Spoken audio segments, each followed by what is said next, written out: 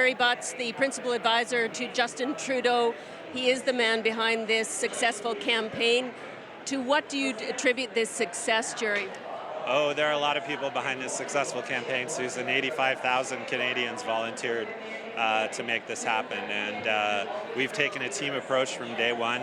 The leader of it has done a phenomenal job, and that's Justin Trudeau. So we're very proud to work for that man tonight. How did you knock down he's not ready? Well, by showing people the ways in which he was. I think that the Conservatives spent $25 million on attack ads, and that will have a momentary effect. But in the end, if the charge they're making is not true and you're able to demonstrate to Canadians in a very clear way that it isn't true, they'll respond because Canadians are fair people. He said once that people underestimated him. Do you think that happened in the early stages and that this is more what's borne out? I think that people have been underestimating Mr. Trudeau since before he was in public life, and I think it will probably continue.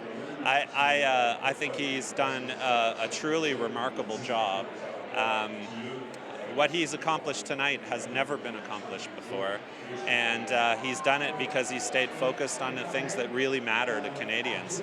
The fact that people feel like that people are not getting ahead, that the economy is not working for regular Canadians, and notwithstanding all of the issues that came up over the course of a 78-day campaign, Mr. Trudeau stayed focused on those core issues, which, as you know, having been on our plane and dealing with the day-to-day news cycle is not easy, but he became convinced that there were a few important things that he wanted to talk about for 78 days, the diversity of this country, the middle class being its strength, a plan to lift 315,000 children out of poverty, and he stuck to those things because he really, really cares about them. But you took a risk. You took a risk by saying we're going to spend on infrastructure and we're going to have deficits for the next 3 years. You couldn't have been that confident that was going to work. I think it's always a risk when you challenge conventional wisdom in anything, in politics or whatever walk of life. But I think Mr. Trudeau, what we had real confidence is that he spent 3 years. It was about almost 3 years ago this week that he kicked off his leadership campaign. And he spent those 3 years in kitchens and basements and community halls talking to Canadians about what they wanted.